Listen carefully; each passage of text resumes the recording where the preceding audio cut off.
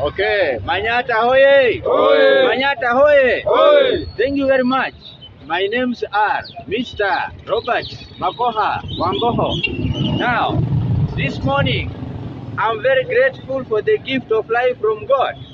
To begin with, this forum is specifically to fight for the cost of living for the common mwananchi in this country. Yesterday, if you are a keen follower of the television news, you heard the Kenya Federation of Employers of this country coming out to state that it is untimely for the government of Kenya through Mr. William Ruto to bring what about over taxation to its citizens. When we talk about the housing levy, that is 3% that he has promised to deduct from the payslip of each and every civil servant, and even those people who are trading small businesses.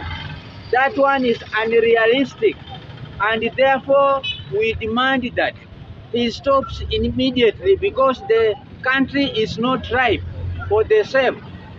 The same thing was said by former Prime Minister, who is also Azimio leader, Mr. Raila Amolo Odinga, that indeed taxes have always been there, but you cannot subject the already poor Kenyans to high taxation without necessarily increasing the salaries for the civil servants. So, in the strongest terms possible, we state that Mr. William Ruto, you don't have the audacity, you don't have the courage and the authority to just stand, chase them and state that Kenyans have no otherwise but to get deducted 3% of their salaries. That means that whatever you are telling this nation is not in good faith. And we as the Kenyan taxpayers are not taking that one lightly, neither are we going to allow you do the same. For the same reason, the Azimio leader has officially instructed us. We are his foot soldiers. We are going to ensure that we have the mother of all rallies to picket, to demonstrate, to demand for the rights of the citizen of this Kenya, because you cannot impose to us a tax whereby you have not given us jobs. You cannot impose a tax at time Kenyans are sleeping hungry, at time Kenyans are being carried away by floods. It is very wrong, and I've said before, and I'm repeating the same. You must create the economy to be stable before you begin taxing Kenyans. Let me try to educate you a little bit that there was a man, or there is still a man by the name Medan Kins. When you read his book, he has come up with 3 models, and those models have been categorized into what we call schools of thoughts. And the 3 schools of thoughts that Medan Kins has come up with, number 1 is what we refer to it as classical school of thought. Number 2 is what we refer to it as Austerian. And finally, we have the 3rd school of thought that we refer to it as the Keynesian school of thought. I may have not time to talk about the 3 of them, but let me just quickly address 2 of them for you to understand why it needs some proper arrangement for you to begin deducting a Kenyan who is a low income earner. Let me begin by talking about classical school of thought. In classical school of thought, that one states that the wealth of a nation must be or should be calculated based on the national income. And the national income will always be based on the work of the inhabitants.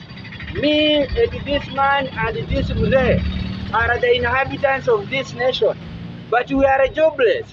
Why do you think we are here this very early in the morning? Why do you think we are not in our offices? Because we don't have a job. How do you calculate the wealth of a nation with all your citizens being jobless? So don't take us for granted, Mr. President.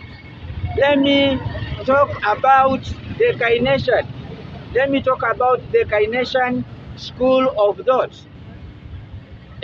That one states that a time when the nation is on its knees, a time when there is an assault to the economy, a time when there is something we call economic downturn, the government should come up with a model or a strategy of injecting a lot of money in the economy. Once you inject a lot of money in the economy, the next thing, it means the hustlers, the people on the ground, will have a lot of money in their pockets. Once the people on the ground have a lot of money in their pockets, they will spend more. When you spend more because you have money in your pocket, the demand for the productivity increases.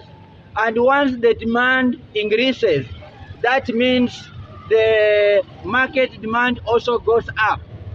And for that reason, you will see the economy grow because the hustlers already have money. Once the economy has grown, you are supposed to increase the taxes a little bit, not to finish them again.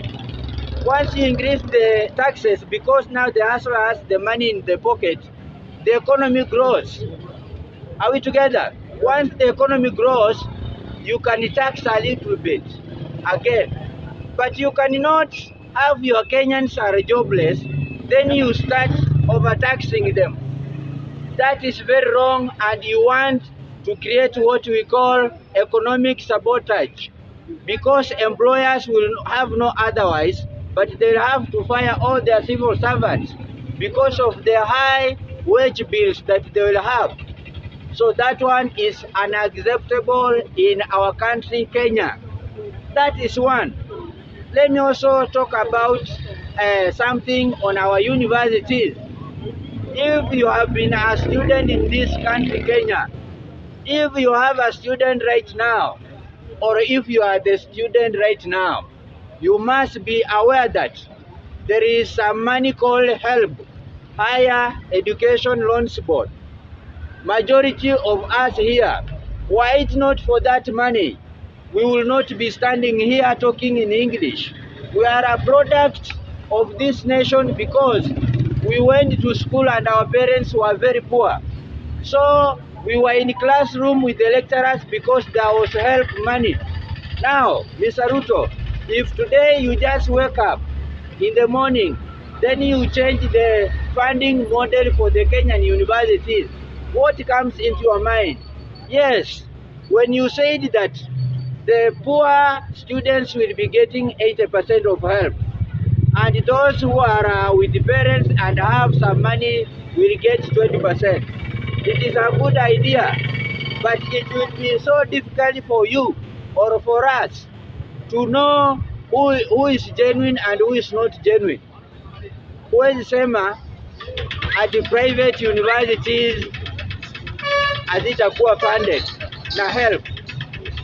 Since time immemorial, it is now 30 years since help was introduced, and the government of Kenya has been funding private universities and public universities so long as a student is a Kenyan citizen. So when you say that you are going to fund public universities alone, don't think we don't know what you are up to. That means you are killing private universities. And when you kill private universities, there will be a lot of congestion in our public universities. Therefore, we cannot allow that one to go on like that.